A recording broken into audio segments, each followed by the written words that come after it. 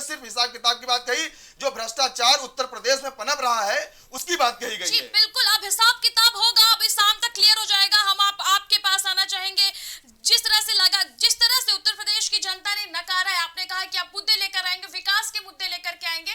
लगातार हर पार्टी दावा कर रही है, भारतीय जनता पार्टी जो भी बढ़त बना है उसने भी यही दावा किया है ललित वाल्मीकि जी की वो विकास के मुद्दे पर जीत रही है। समाजवादी पार्टी के भी यही दावे और वादे हैं कि वो विकास के मुद्दे पर जीत रही है। तो आपका जो मुद्दा था, बिजली का मुद्दा, स्कूलों का मुद्दा, शिक्षा का मुद्दा, क्यों उत्तर प्रदेश में कामयाब होता नहीं नजर आया? देखिए, पहले तो मैं आप सभी को बताना चाहूँगा कि हमारी पार्टी के आने से ये जो राजनीतिक पार्टी है, चाहे भारतीय जनता पार्टी हो चाहे समाजवादी पार्टी हो, इन लोगों ने जाति धर्म से उठकर एक मुद्दों की राजनीति करना चालू कर दिया। भाई, हमारे अरविंद केजरीवाल जी जो है 300 यूनिट बिजली की बात करते हैं, यहाँ उन्होंने फ्री दिया। यहाँ पे लोग 300 यूनिट बिजली की बात कर रहे हैं, कांग्रेस 200 यूनिट बिजली की बात कर रही है। तो हमारे आने से कहीं ना कहीं लोग मुद्दों की बात करने लगे हैं। जी अतीक खां जी, मैं आपके पास आना चाहूंगी। जैसा कि अभी ललित वाल्मीकि जी ने कहा कि आपके उत्तर प्रदेश में आने के बाद लोग मुद्दों की बात करने लगे हैं, लोग फ्री यूनिट बिजली देने की बात करने लगे। किस तरह से देखते हैं आप इस पे, आपका क्या कुछ पक्ष है? देखिए, कहीं ना कहीं विकास के मुद्दों पे आम आदमी चाहे वो या हमारा गठबंधन हो या विपक्ष में जितने लोग थे, कहीं ना कहीं विकास के मुद्दे पर ही जनता जनार्दन है और हम जनता के फैसलों को सराखों पर लेते हैं और जनता जो भी फैसला करेगी हमें पूरी तरीके से कबूल है और हमें पूरा यकीन है कि अभी बहुत समय बाकी है और आने वाले टाइम पे जो जनता के बहुमूल्य वोट हैं, कहीं ना कहीं वो समाजवादी गठबंधन की तरफ आएंगे। जिस तरह से अभी मयंक यादव ने कहा कि जो सवालिया निशान खड़े किए प्रशासन के ऊपर, पोस्टल बैलेट के ऊपर, कई चीजों पे सवाल उठाए, ईवीएम के लगातार ईवीएम पे सवाल उठाया जा रहा है, किस तरह से अतीक आप इसको देखते हैं? क्या कुछ सही? जी जी देखिए शिखा जी, एक चीज तो साफ है कि जब तक भारतीय जनता पार्टी नहीं थी तब तक शांतिपूर्ण चुनाव होते थे, लेकिन जब से भारतीय जनता पार्टी केंद्र और राज्य में आई है तब से कोई ऐसा चुनाव आप मुझे बता दीजिए जो बिना दाग धब्बे के हुआ हो, शांतिपूर्ण हुआ हो। कहीं ना कहीं बैलेट पेपर चोरी के इल्जाम लगते हैं, कहीं ना कहीं मशीनों से छेड़छाड़ के इल्जाम लगते हैं। तो ये कोई नई चीज नहीं है, ये आपको जैसे मीडिया, हमारे मीडिया के माध्यम से ही ये पता चलता है कि ये कहीं ना कहीं छेड़छाड़ हो रही है। तो भारतीय जनता पार्टी इस चीज में बहुत माहिर है, इससे नहीं नकारा जा सकता कि बैलेट पेपर में या ईवीएम में नहीं छेड़छाड़ हुई है। छेड़छाड़ करने में ये बहुत माहिर है और इसी तरीके से कहीं ना कहीं, चाहे आप एग्जिट पोल को ले लीजिए, चाहे भारतीय जनता पार्टी के लोगों को ले लीजिए, कि अभी रिजल्ट नहीं आए थे तभी भी वो कह रहे थे हम पूर्ण बहुमत की सरकार बना रहे हैं। अतीक जी, जिस हिसाब से कल पोल के रिजल्ट आ रहे थे, आज रुझानों में भी वही दिख रहा है। 270 सीटों पर भारतीय जनता पार्टी बढ़त बनाए हुए है। जिस हिसाब से कल आ रहे थे पोलिंग के नतीजे, उसी हिसाब से आज बढ़त बनाए हुए, क्या कुछ कहना चाहेंगे? देखिए, बढ़त बनाना और जीतना दोनों अलग चीज है। जब इनके रिजल्ट आ जाएंगे तब उसको माना जाएगा हाँ इनकी बढ़त है। बढ़त तो कहीं 500 वोट से आगे है, कहीं 1000 वोट से आगे है, कहीं 200 वोट से आगे है, इसको बढ़त नहीं कहते हैं। जब रिजल्ट आ जाएंगे, नतीजे आ जाएंगे, उसके बाद पता चलेगा कि इनकी कैसी सरकार बन रही है। अभी कुछ कहना बहुत जल्दबाजी होगा। जी मयंक जी, आप कुछ कहना चाह रहे थे? देखिए, उत्तर प्रदेश में जो अभी काउंटिंग चल रही है उसमें 100 सीटें ऐसी हैं जिसमें 500 वोटों का अंतर है।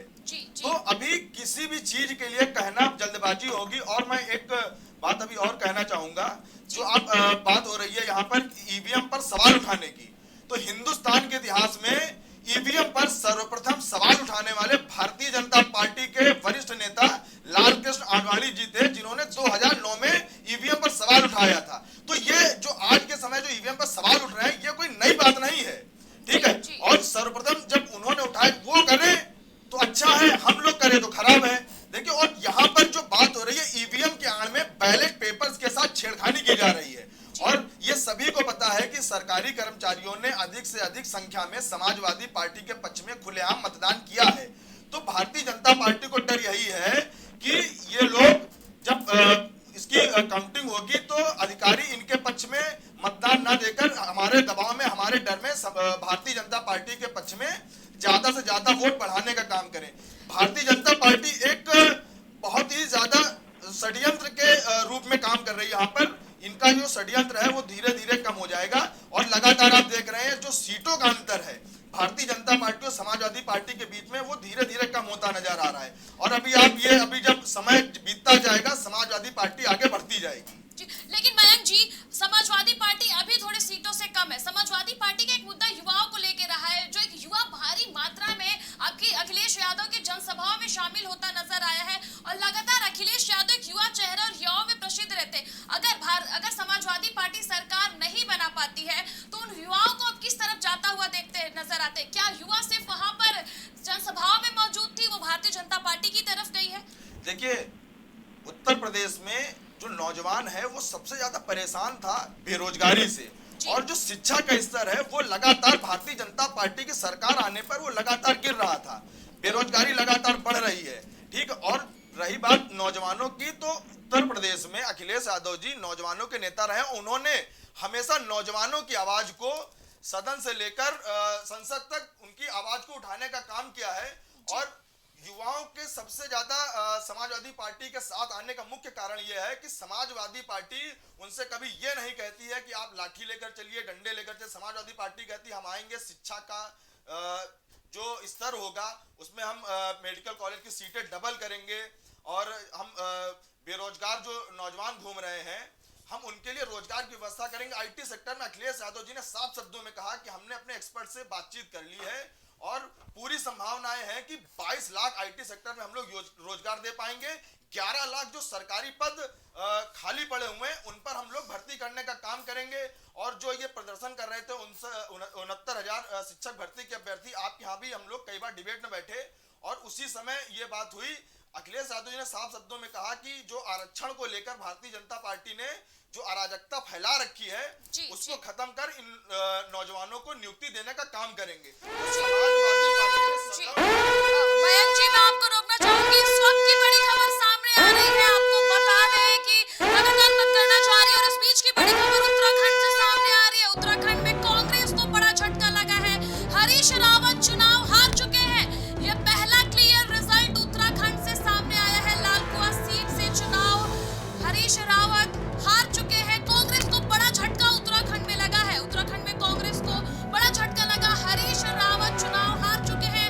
रुझानों के बाद ये पहली जो क्लियर रिजल्ट है उत्तराखंड से सामने आई है। लालकुआ सीट से चुनाव हरीश रावत हार चुके हैं। बड़ी खबर उत्तराखंड से सामने आ रही है। मतगणना 5 राज्यों में जारी है और आपको बता दें कि आधिकारिक घोषणा अभी नहीं है। रुझानों के हिसाब से ये क्लियर रिजल्ट सामने आ रहा है, जहां पर हरीश रावत लालकुआ से चुनाव हारते हुए नजर आ रहे हैं। चुनाव हार चुके हैं। काउंटिंग सुबह से जारी है। ये पहली घोषणा उत्तराखंड से सामने आई है और ये इसी पे हम आप लगातार हम अपने चर्चा पर वापस लौटेंगे। ललित वाल्मीकि जी, उत्तराखंड से एक क्लियर रिजल्ट सामने आई है। आप कहीं ना कहीं उत्तराखंड में भी पीछे चल रहे हैं। लगातार जिस तरह की कोशिशें आपने उत्तराखंड में भी की, कई चेहरे उतारे और मेहनत किए गए, किस तरह से आप देखते हैं? देखिए, उत्तराखंड के अंदर जहां तक आप देखिए हमारा वोट परसेंटेज वहां पे बढ़ा है। और जो देखिए अरविंद केजरीवाल जी मात्र एक चेहरा है जो मेन फोकस हमारा पंजाब पर था। उसके बाद भी उत्तराखंड को भी देखा गया और उत्तराखंड में जो हमारे मुख्यमंत्री पद के उम्मीदवार थे अजय कोटियाल जी, उन्होंने भी बहुत मेहनत की है। पर जिस तरह से उत्तराखंड की जनता ने जो ये दे रहे हैं, 2-3 सीटें अभी हमारी और भी चल रही हैं, वो जीतेंगे। तो क्या 2-3 सीटों में ही सिमट जाएगी आप उत्तराखंड में? सबसे बड़ा तो सवाल यह है ललित वाल्मीकि जी, जितनी मेहनत अजय कोटियाल जी ने भी वहां पर किया, तो क्या 2-3 सीटों में ही सिमट के रह जाएगी आप उत्तराखंड में? देखिए, हम पहला चुनाव लड़ रहे थे, जनता के बीच में गए हैं। उत्तराखंड की जनता के हर एक घर पे आम आदमी पार्टी का चुनाव निशान पहुंच गया है। हमारा जो संगठन है वहां पे मजबूत हुआ है। चलिए ठीक है, हम पहली बार भारतीय जनता पार्टी भी उत्तर प्रदेश में लड़ी थी, तो उसका भी कहीं ना कहीं ऐसा ही परिणाम रहा होगा। तो हम लोग पहली बार लड़े हैं चुनाव। निश्चित तौर पर उत्तराखंड की जनता हो चाहे उत्तर प्रदेश की जनता हो, एक ना एक दिन वो हम लोग को पसंद करने का काम करेगी। जी बिल्कुल बिल्कुल, आप पार्टी को ये भरोसा है कि उत्तर प्रदेश या उत्तराखंड की जनता उनको पसंद करेगी। अतिका, हम आपके पास आना चाहेंगे। जिस तरह से अभी मयंक यादव ने कहा कि जातिगत का मुद्दा और भारतीय जनता पार्टी के पास जातिगत का मुद्दा था, लेकिन जिस तरह से बढ़त बनाए हुए भारतीय जनता पार्टी, तो क्या ये सब जातिगत का मुद्दा था या फिर विकास के मुद्दे पर भारतीय जनता पार्टी बढ़त बनाए हुए है? और युवा जो है लगातार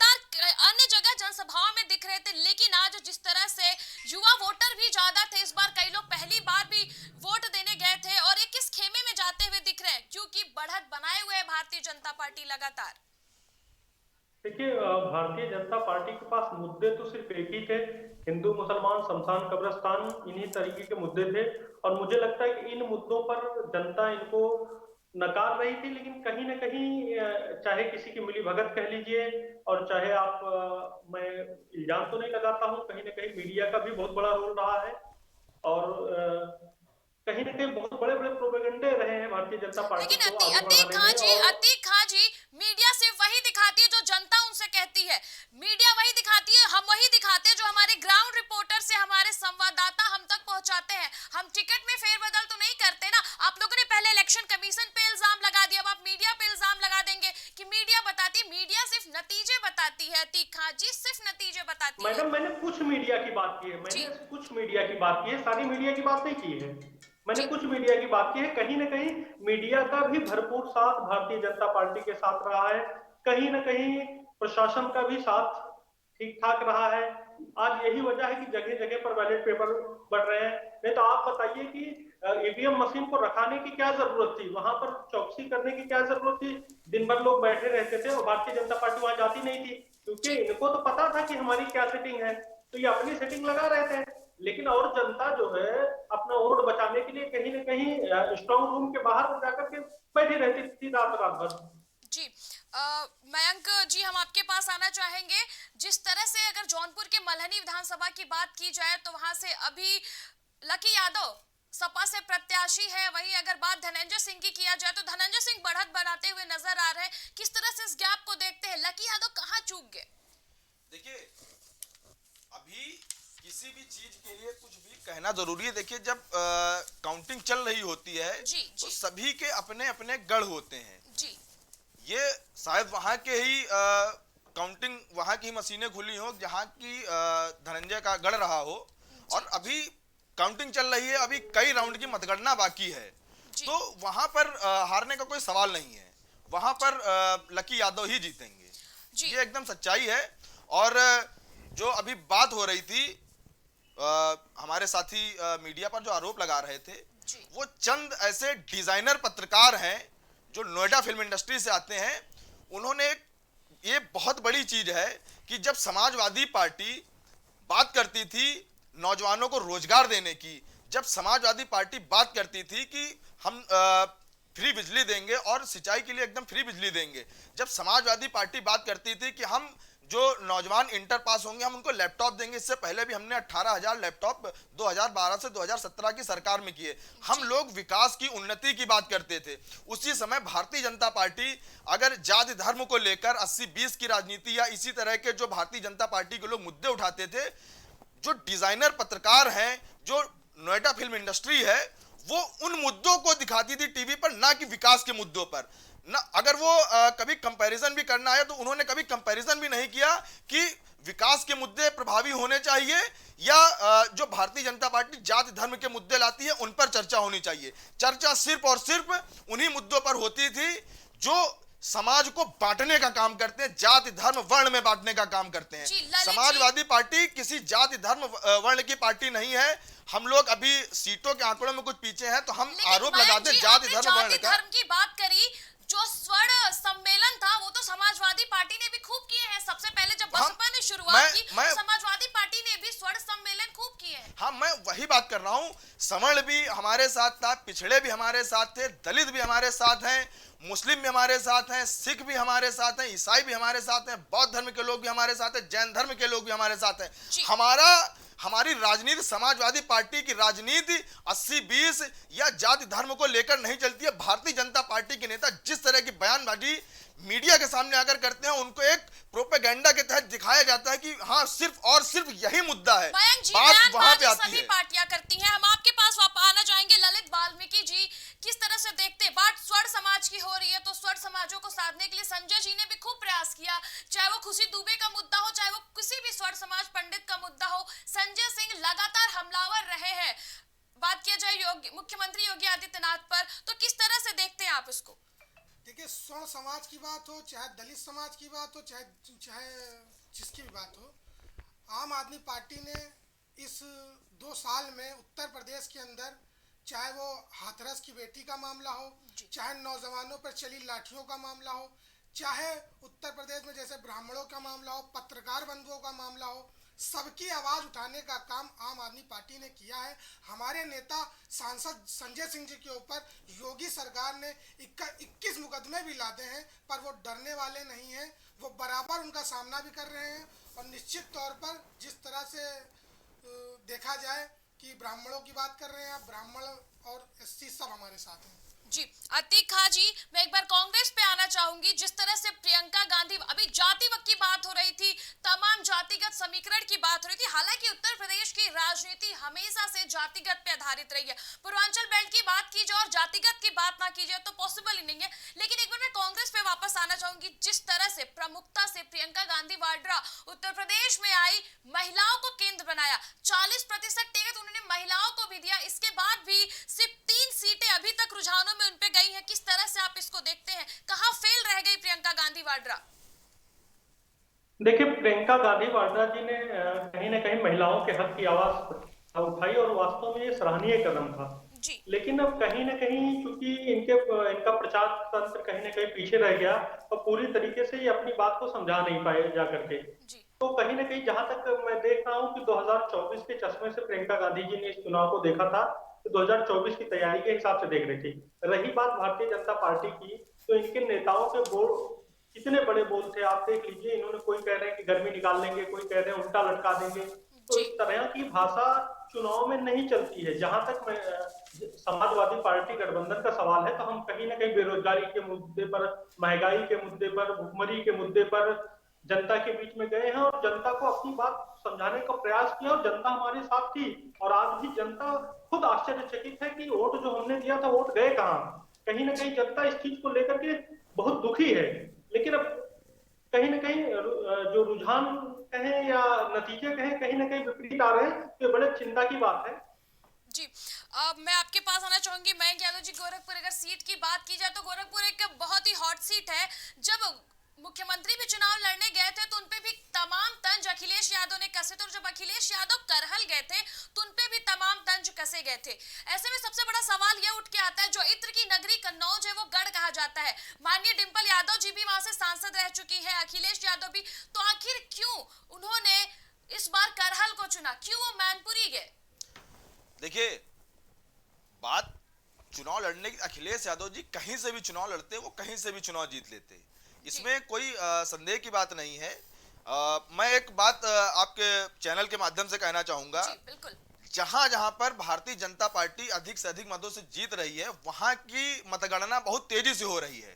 और जहां जहां पर समाजवादी पार्टी के कैंडिडेट जीत रहे हैं, वहां की मतगणना बिल्कुल स्लो के, जैसे कि अभी बात गोरखपुर से आपने स्टार्ट किया, हम गोरखपुर ग्रामीण की बात कर लेते हैं, जहां पर 1 लाख सवा लाख वोटों की गिनती हो चुकी है। वहीं बगल में जौनपुर में मात्र 16,000 वोटों की गिनती हुई है। अखिलेश यादव जी ने इन्हीं चीजों का अंदेशा लेकर परसों प्रेस कॉन्फ्रेंस में कहा कि जहां भी समाजवादी पार्टी के कैंडिडेट जीत रहे होंगे, प्रमुख सचिव ने तमाम जिलों के डीएम्स को फोन करके कहा। आपको रोकना चाहूंगी, ग्रामीण से विजय बहादुर यादव जो सपा के प्रत्याशी है वो आगे चल रहे हैं। वही मैं कह रहा हूं, क्योंकि उस एक पूरे एरिया की, गोरखपुर उनका गढ़ है, योगी जी का गढ़ कहा जाता है, इसलिए वो सोच रहे हैं कि हमारी सीटें यहां पे ज्यादा निकलेंगी, तो उसकी काउंटिंग वो तेज करवाते चले जा रहे हैं। जैसे वो जानते हैं गोरखपुर में उनके हाथ कुछ लगने वाला नहीं है, वहां की काउंटिंग मात्र 16,000 वोटों की है। और जहां जहां समाजवादी पार्टी के प्रत्याशी आगे निकल रहे हैं, वहां पर इलेक्शन कमीशन उनके रिजल्ट देने में देरी कर रहा है।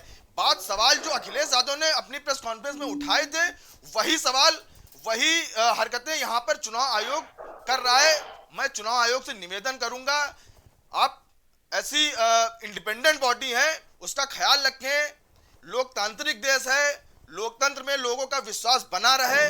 कृपया ऐसी कोई भी चीजें लोगों के सामने ना आए कि लोगों का भरोसा लोकतंत्र से उठे। और रही बात भारतीय जनता पार्टी की, भारतीय जनता पार्टी सदैव हमेशा से उनकी राजनीति जो है वो तानाशाही पर ही टिकी रही है।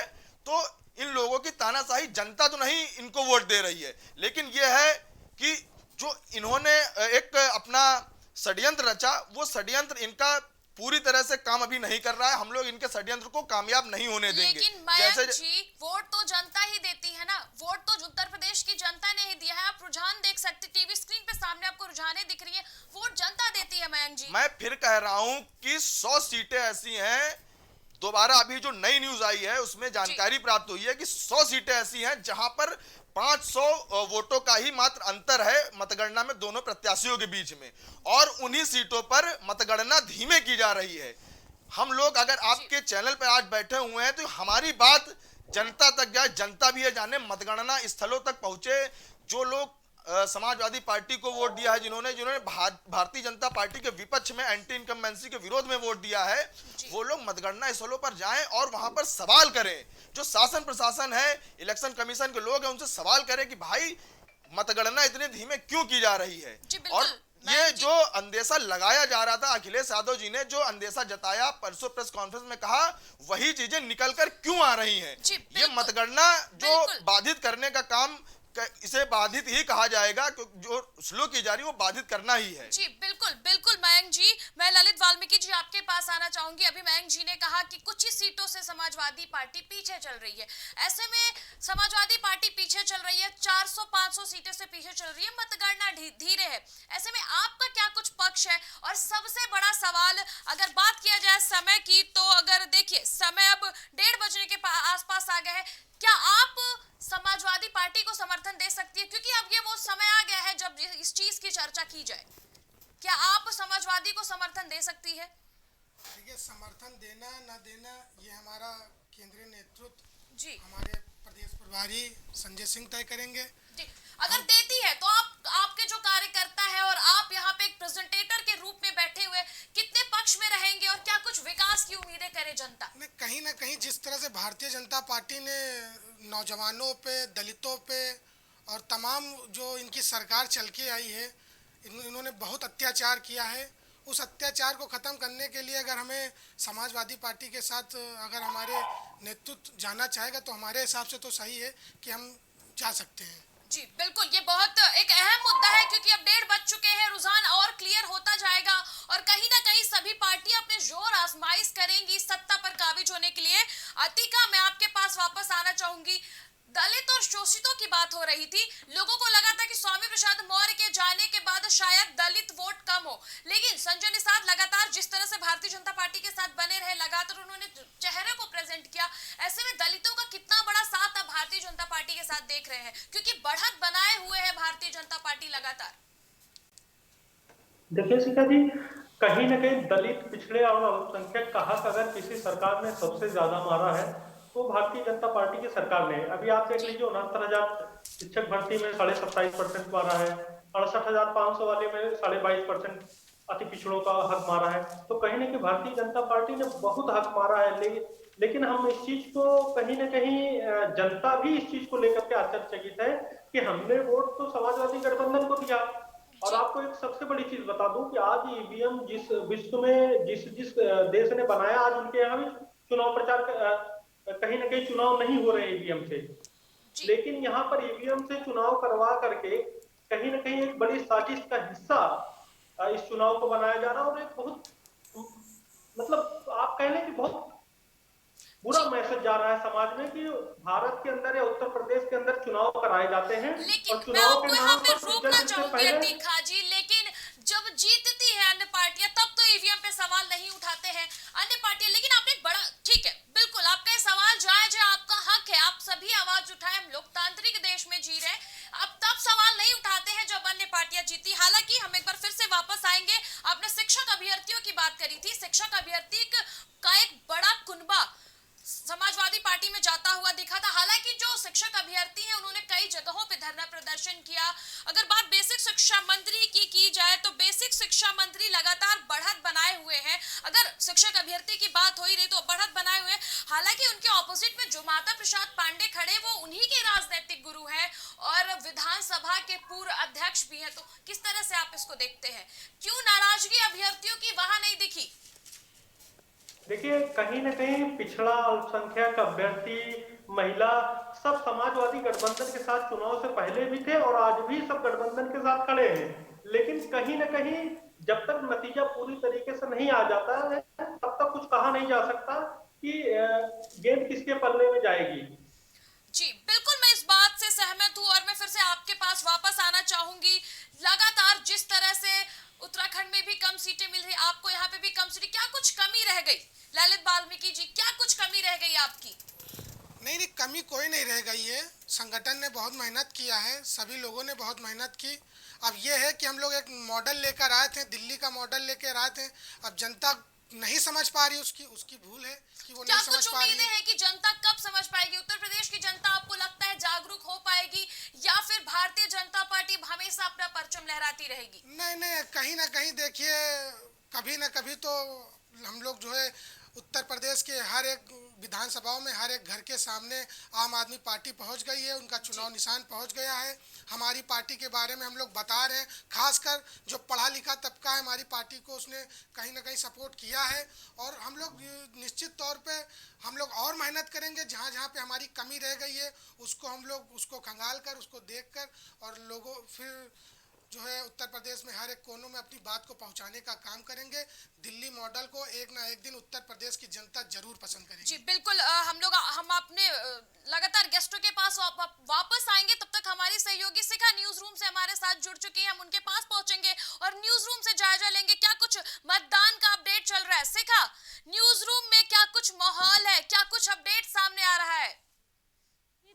हर तरफ देखने को मिल रहा है कि चुनावी माहौल है, और देखा भी जा सकता है कि जिस तरह से लोगों में उत्साह है, बीजेपी कार्यालय में जश्न का माहौल है, तो वहीं हमारे ऑफिस में भी जश्न का माहौल देखने को मिल रहा है। तो वहीं आंकड़ों की बात करी जाए तो बीजेपी लगातार आगे बढ़ती हुई नजर आ रही है। दूसरे नंबर पे सपा है। आंकड़ों की बात करें तो 268 पे बीजेपी है, और इन्हीं आंकड़ों को देखते हुए बीजेपी दफ्तर में लगातार होली भी शुरू हो गई है, और साथ ही साथ मिठाई बंटने का दौर भी शुरू हो गया है। लड्डू बन रहे हैं और बधाइयों का दौर भी शुरू हो गया है, और अपनी जीत बता रहे। कहीं ना कहीं योगी और मोदी चेहरे को देखा गया है कि उन्हीं दोनों के चेहरे को लेकर जिस तरह से इस बार जीत मिली है, और ये जो जीत है कहीं ना कहीं योगी और मोदी दोनों को ही जाती है, क्योंकि मुद्दे इस बार कहीं ना कहीं विपक्ष ने ज्यादा उठाए, बीजेपी कम मुद्दे उठाती हुई नजर आई। लेकिन जो जादू था योगी मोदी का, वो कहीं ना कहीं बरकरार है। तृष्ला, शिखा, तमाम हमारे युवा साथी भी मौजूद हैं जो लगातार जिलों पर अपनी नजर बनाए हुए हैं। तो हम एक बार चाहेंगे कि आप जिले का अपडेट हम तक न्यूज रूम से पहुंचाएं कि जो तमाम बड़े दिग्गज वहां पे, आपने बात की शोषित दलितों की और मुद्दे की, तो कई बड़े चेहरे जो दलित चेहरे हैं, जैसे कि स्वामी प्रसाद मौर्य की बात की जाए, तो क्या कुछ चुनावी अपडेट है? आप बिल्कुल हमारे युवा साथियों से बात करके बताएं। और सबसे बड़ा मुद्दा शिखा, सपा एक कड़ा टक्कर अगर बात करी जाए युवा चेहरों की तृष्ला, तो युवा चेहरों का भी इस बार काफी महत्व देखने को मिला है। दलित चेहरों का भी काफी दबदबा रहा है। जिस तरह से उत्तर प्रदेश की राजनीति हमेशा देखने को मिलती है कि दलितों पे साथ ही साथ जातिगत आधार पे भी रहती है, प्रत्याशी भी ऐसे ही उतारे जाते हैं, इनका भी काफी असर रहा है। और सबसे ज्यादा अगर वोटरों की बात करी जाए तो वो भी दलित ही हैं। और अगर बात करें अपने न्यूज रूम की, तो यहाँ पे भी हम जानने की कोशिश करते हैं कि किन आधार पर इस बार वोट देकर आए हैं हमारे साथी। तो सबसे पहले तो हम हर्षित से जानना चाहेंगे, हर्षित, आपने इस बार वोट किया है, तो आपके अहम मुद्दे कौन से रहे थे? मैम, बहुत अहम मुद्दे ये हैं कि जो युवाओं के लिए उन्होंने किया है, और अब हम आगे भी एक्सपेक्ट कर रहे हैं कि वो करेंगे जी। उन मुद्दों पर हमने बहुत ध्यान दिया है, उसको देखते हुए किया है। और फिर कहीं ना कहीं जो इससे पहले वाली जो सरकार थी, जो बाकी सरकार थे, उन्होंने शायद इतना ध्यान नहीं दिया था जो हमें लगता है। तो उसको ध्यान रखते हुए कि पिछले 5 साल में जो उन्होंने हमारे लिए किया है, और हम एक्सपेक्ट कर रहे हैं कि आगे भी करेंगे, उसको ध्यान में रखते हुए हमने अपना वोट दिया। मतलब आपने इस बार की जो मौजूदा सरकार थी उसके काम से कहीं ना कहीं खुश नजर आए हैं, और पिछली सरकार से कहीं ना कहीं नाखुश नजर आए थे। क्या आपको लगता है कि युवा में यही थिंकिंग देखने को मिली जो एक बार फिर से बीजेपी दोहराती हुई नजर आ रही है? जी मैम, मैं यही कहना चाहूँगा कि उन्होंने पिछले सरकार के अधूरे काम ख़त्म करने के साथ साथ अपने नए काम की शुरुआत भी की है, जो कि बहुत अच्छी बात है। ये नहीं किया कि पिछले साल का जो था उसको रफा दफा कर दिया, नहीं। तो बदलाव के साथ साथ वो और नई चीज़ें का लाना, युवाओं के बीच में आना, ये बहुत अच्छी बात है। तो इसलिए उनके साथ और उनका समर्थन है। तो जहां विपक्ष इस बात को भी उठा रहा था कि रोजगार नहीं है जिसकी वजह से युवा नाराज है, लेकिन युवाओं के भी अपने अपने मुद्दे हैं। हमारे साथ बाकी लोग भी जुड़े हुए हैं, हम उनसे भी बात करेंगे और जानेंगे कि उनके मुद्दे क्या रहे हैं, कौन से मुद्दे ने सबसे ज्यादा इस बार के चुनाव में फर्क डाला है। हमारे साथ अनुष्का जुड़ी हुई हैं, जिन्होंने इस बार पूरे इलेक्शन में अपना योगदान भी दिया है, हर चीज को बारीकी से समझा भी है। अनुष्का, आपको क्या लगता है, जिस तरह से आप भी युवा है, युवा के अहम मुद्दे रोजगार होते हैं, तो क्या रोजगार के मुद्दे ने इस बार असर डाला है? जी त्रिशला कहीं ना कहीं कह सकते हैं कि जिस प्रकार से एक चुनावी मुद्दा बेरोजगारी का जो है वो बेहद अहम रहा है। अगर हम बात करें तो समाजवादी पार्टी लगातार बेरोजगार युवाओं को रिझाने की कोशिश करती नजर आई थी। वहीं योगी आदित्यनाथ ने भी तमाम दावे अपनी पार्टी की तरफ से पेश किए थे कि हम रोजगार सृजन का कार्य कर रहे हैं, जिस प्रकार से तमाम तरह की योजनाएं चलाई गई जिसमें युवाओं को रोजगार देने की बात कही गई थी। वहीं कहीं ना कहीं अगर हम देखें तो इस बार चुनाव में जो बेरोजगार युवा थे वो भारतीय जनता पार्टी से नाराज होते दिखाई दिए थे, खुलकर उसका विरोध भी किया गया। शिक्षक अभ्यर्थी मामला एक बेहद अहम माना गया था, जहां पर कहा जा रहा था कि जो अभ्यर्थी मामले में उसमें भारतीय जनता पार्टी कहीं ना कहीं पिछड़ती हुई दिखाई दे रही है। ऐसे में युवाओं को जो मुद्दा है भारतीय जनता पार्टी के लिए थोड़ा सा मुश्किल होता दिखाई दिया था। अनुष्का, आपको क्या लगता है, क्या धर्म के नाम पे इस बार भी वोट पड़े? जिस तरह से अयोध्या राम मंदिर का मुद्दा उठता रहा है हर चुनाव में, तो उसको लेके आप क्या कहेंगे? देखिए, धर्म का मुद्दे की राजनीति अगर हम बात करें तो धर्म की राजनीति उत्तर प्रदेश में ये पहली बार नहीं है, हर बार होती है। लेकिन इस बार अगर हम बात करें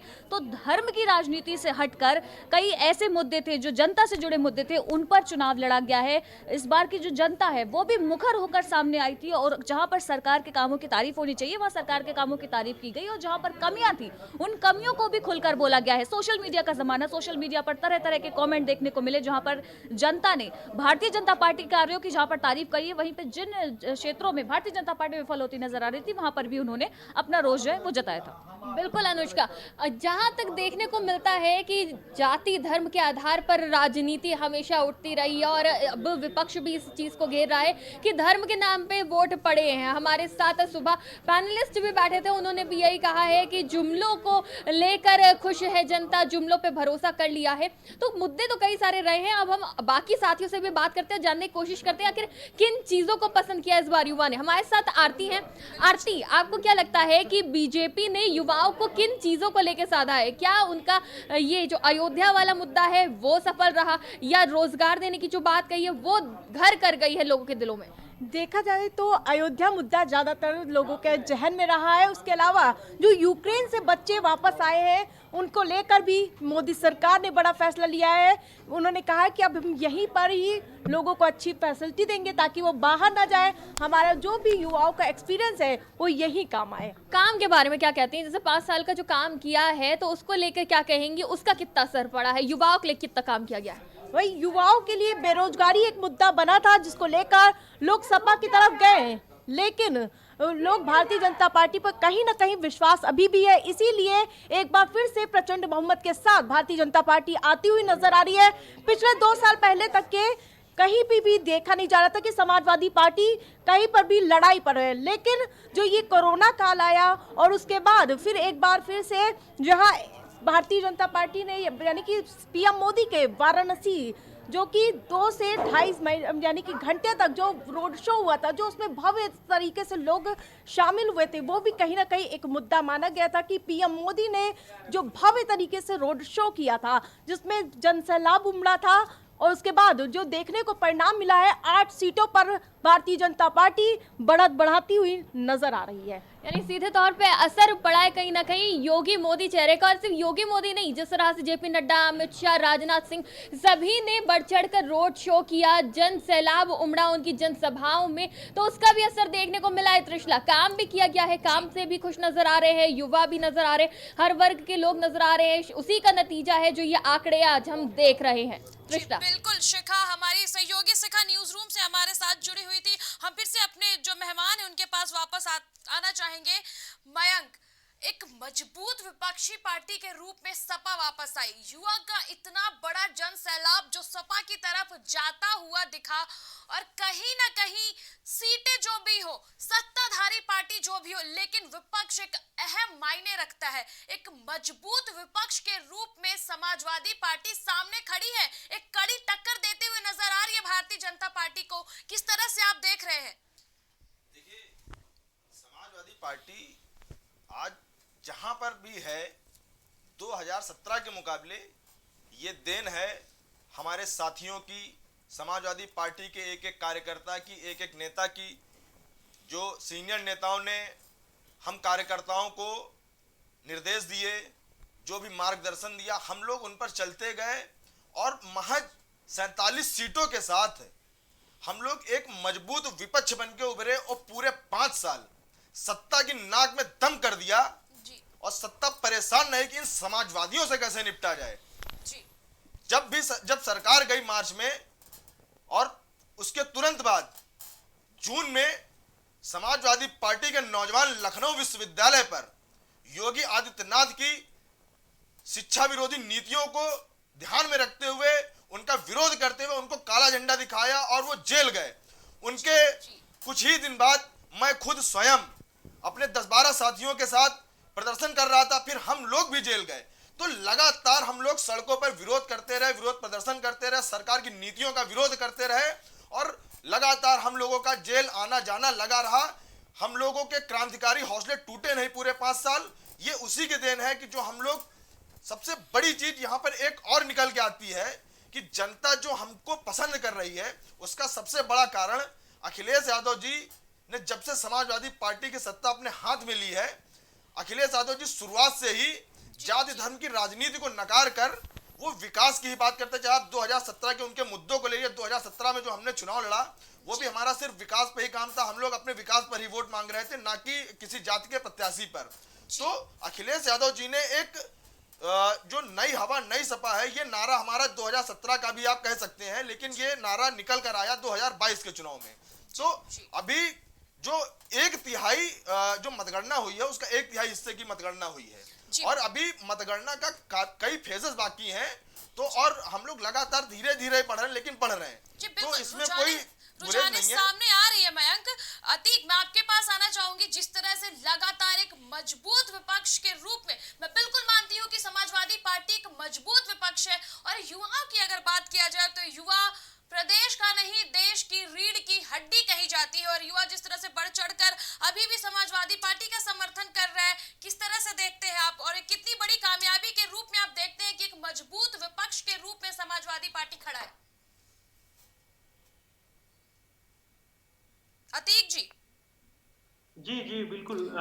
देखिए, युवा, महिला, बेरोजगार, जितने लोगों को भारतीय जनता पार्टी ने शोषण किया, सारे लोग कहीं न कहीं हमारे गठबंधन के साथ खड़े हैं और जनता पूरी तरीके से खड़ी है। और वास्तव में विपक्ष तो अभी हम नहीं कह सकते क्योंकि अभी हमारे पास समय है, लेकिन वास्तव में अगर भारतीय जनता पार्टी को कोई टक्कर दिया है दमदारी से तो वो समाजवादी पार्टी गठबंधन ने दिया है। तो कहीं न कहीं सारे युवाओं के दिल में, लोगों के दिल में हमारी कहीं न कहीं प्रतिष्ठा अभी भी है। जी बिल्कुल। ललित वाल्मीकि जी, पंजाब से जो भगवंत मान है वो लगातार बढ़त बनाए हुए है और कहीं न कहीं एक आसार और एक रुझान क्लियर होता नजर आ रहा है वहां पर।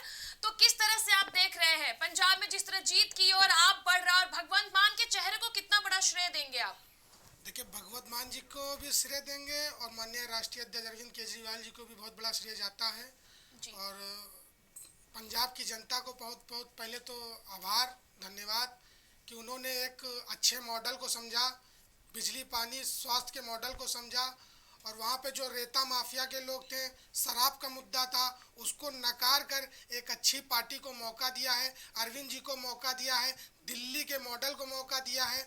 जिस तरह से पंजाब की जनता ने एक प्रचंड बहुमत की सरकार पंजाब में बनने जा रही है, हमारे जो भगवंत मान जी जो मुख्यमंत्री बनने जा रहे हैं उनको भी बहुत बड़ा श्रेय जाता है। और निश्चित तौर पे हम लोग कहेंगे कि जैसे पंजाब की जनता ने वहाँ पे इतनी बड़ी बहुमत दी है, एक ना एक दिन उत्तर प्रदेश की जनता भी आम आदमी पार्टी को यहाँ पे बहुमत देने का काम करेगी। जी मयंक जी, मेरा सवाल आपसे, जिस तरह से ओपी राजभर के साथ सुभाषपा का भी एक गठबंधन हुआ है, लगातार सुभाषपा भी कड़ी मेहनत करती नजर आई है। एक जो जाति का वोट है वो सुभाषपा की तरफ भी जाती नजर आई है और लगातार हमलावर भी रहे हैं, जुबानी वार बहुत ज्यादा ओपी राजभर की तरफ से किया गया है। तो जो छोटे क्षेत्रीय दल है उनका कितना बड़ा रोल आप समाजवादी पार्टी में देखते हैं?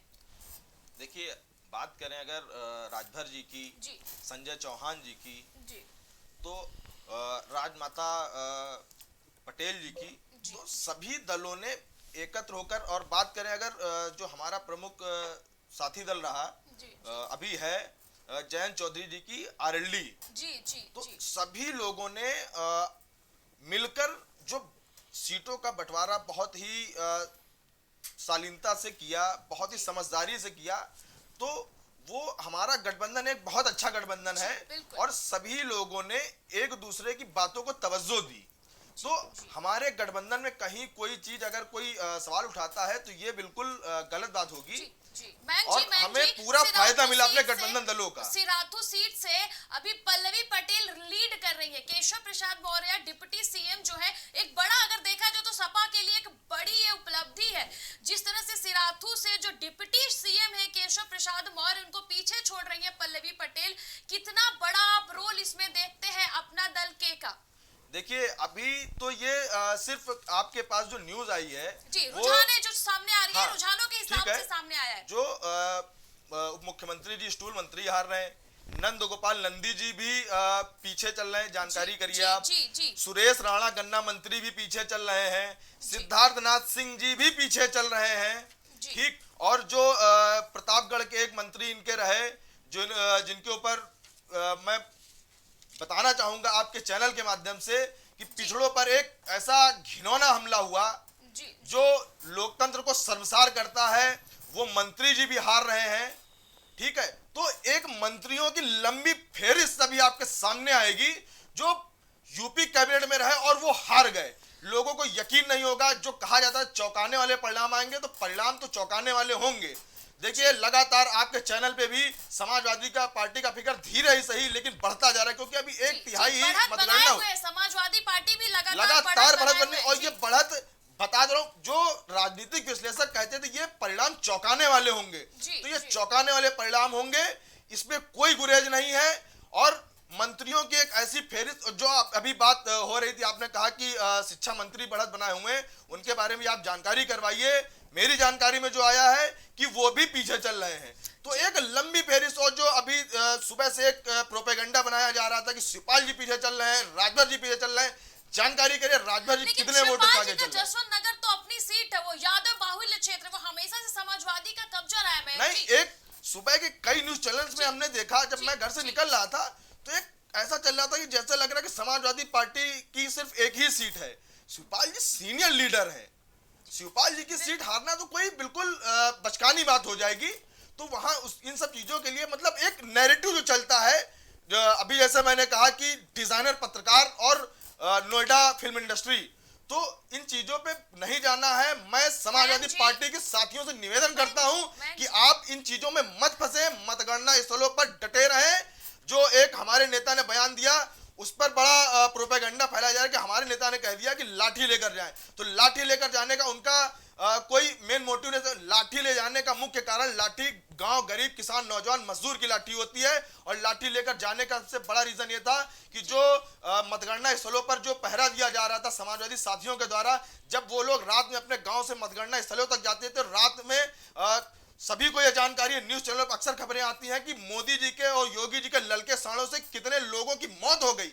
अगर मान लिया वो निकले, उनके पास लाठी ना हुई, उनको सांड ने मार दिया तो क्या हुआ? उन ललके सांडों से बचने के लिए वो लोग लाठी रखते हैं। तो ये जो भारतीय जनता पार्टी प्रोपेगेंडा फैलाती है, इसको मीडिया उतनी ही तेजी से और फैला देती है। जी, आप एक युवा चेहरा है, मैं आपको फिर से कहना चाहूंगी, आप एक युवा है, आपके तमाम युवा साथी पत्रकारिता में होंगे। हम जो आंकड़े दिखाते हैं वो हमारे संवाददाता और जनता के आंकड़े दिखाते हैं। हम आपकी बात से सहमत है, आपका हक है, आप बिल्कुल रक्षा करें, आप ईवीएम मशीनों की रक्षा करें। आप एक मजबूत विपक्षी पार्टी की नजर में सामने आ रहा है, बढ़त बनाए हुए, हम आपका भी पक्ष दिखा रहे हैं कि आप बढ़त बनाए हुए। मयंक जी, ये गलत हो जाएगा। मैं एक सवाल आपसे लेना चाहूंगी। मैं एक बात मेरी सुन लीजिएगा। मैंने, आप नोटिस करिए, मैंने डिजाइनर पत्रकार और एक जो धड़ा है मीडिया का, मैंने उनकी बात की, मैंने सभी की बात नहीं की, ठीक है। और मेरे बहुत से मित्र हैं, और उनकी जब पत्रकारिता देखता हूं तो लोग जब अपने सीनियर्स को दिखाता हूं, या जो गांव समाज के लोग जो सिर्फ राजनीति को टीवी से ही मतलब, वो लोग तारीफ करते हैं। और उसी जगह की बात करने की है, मीडिया वही दिखाती है जो उसके पास है। मैं जी बिल्कुल, ये पार्टी की बात करने का समय है। देखिए, सर्वे करने के लिए पैसा चाहिए होता है, पैसा जहां से मिलेगा उसी का पक्ष दिखाया जाएगा। हर पार्टी का होता है। देखिए, इससे पहले भी सर्वे गलत साबित हुए हैं, कई सर्वे गलत साबित हुए, और ये सर्वे भी गलत साबित होगा। पता चल जाएगा। मैं आपके पास आना चाहूंगी ललित वाल्मीकि जी। लगातार जिस तरह से ईवीएम पे सवाल उठ रहे हैं, आपकी तरफ से ऐसे कोई सवाल नहीं उठे, और युवा चेहरों की बात हुई, जाति विपक्ष की बात हुई, आप जो अपने एजेंडा लेकर के आया था शिक्षा विकास, लेकिन वो सफल नहीं हुई। तो क्या आपने ईवीएम पे तो कोई सवाल नहीं उठाए? क्या आपका तो ऐसा कोई सवाल नहीं है? क्योंकि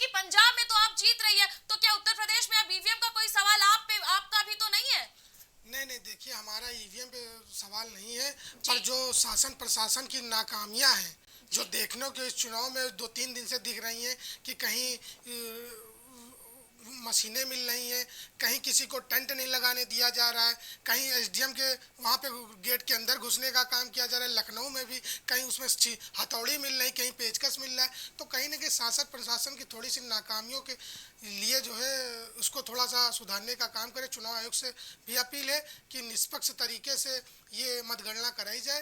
भाई यही सब सवाल हैं, बाकी हमारा ईवीएम पे कोई सवाल नहीं है। जी मयंक जी, एक फाइनल कमेंट मैं आपसे लेना चाहूंगी, वक्त का ध्यान रखते हुए। आप एक युवा चेहरा है और क्या कुछ एक फाइनल कमेंट के जरिए शॉर्ट में आज के मतगणना के दिन कहना चाहेंगे आप हमारे दर्शकों से?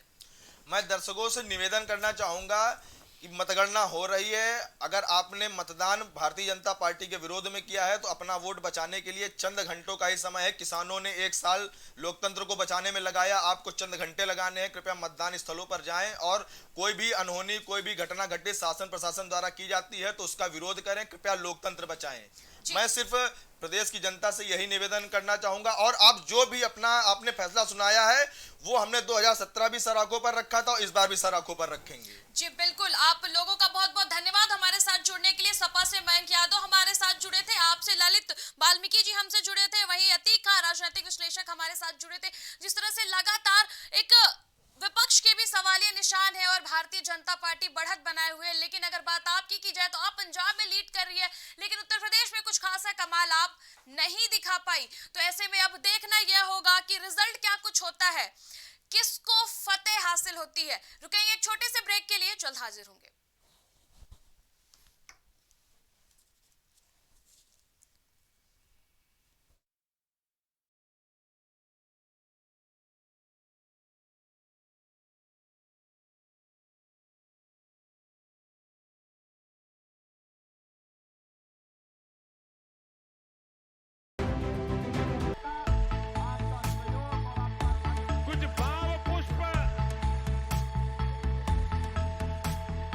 आप देख रहे हैं प्राइम टीवी, सच साहस सरोकार।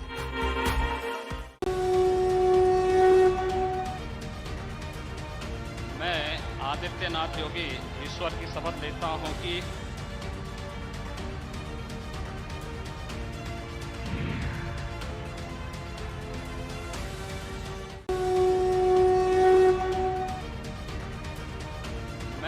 आदित्यनाथ योगी ईश्वर की शपथ लेता हूं कि